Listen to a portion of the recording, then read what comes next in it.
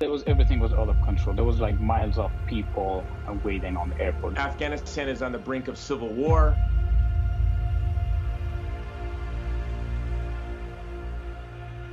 The people in Afghanistan, they're in very, very urgent need of help. There's tens of thousands of Christians right now in hiding.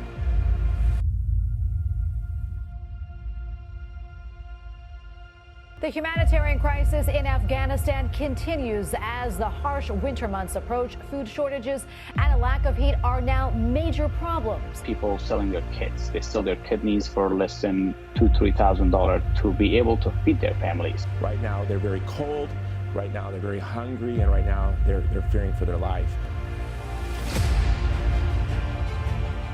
To the Vulnerable People Project. Vulnerable People Project. The Vulnerable People Project. Jason Jones, you all know who this man is. We raised over $300,000 to help bring suffering Afghan Christians, Afghans who had helped the United States military to get out of Afghanistan. Somebody who saw us on your program the first time I was on just landed in the United States yesterday, so that was a big day. So I want to talk about what led you to get involved with it and also your situation in Afghanistan.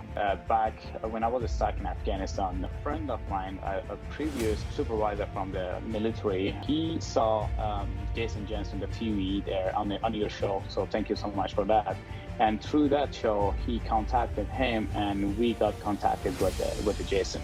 And then they were able to send me financial help, like send me some money to be able to run my phone and then get contact with the government through that to be able to evacuate from Afghanistan. We've been able to evacuate, resettle folks, and also right now we're providing food and coal for people in safe houses in Afghanistan. But the real challenge now is we've been overwhelmed with requests. We've created a system to deliver food, wood, coal, and propane for people because it's getting very cold. We have Christians in safe houses all over Afghanistan. It's getting very cold.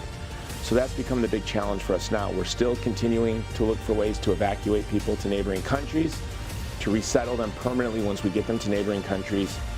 Now we're able to help more than 3,000 people alongside with the Vulnerable People Project.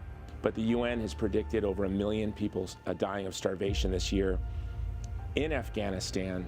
And by God's grace, so many of these Christian communities now are connected with us. And so we have this big burden of making sure that they have food and that they have heat and that they have a roof over their heads. آقا جیسن خدا شما رو برکت بده. شما با ما کمک کنید.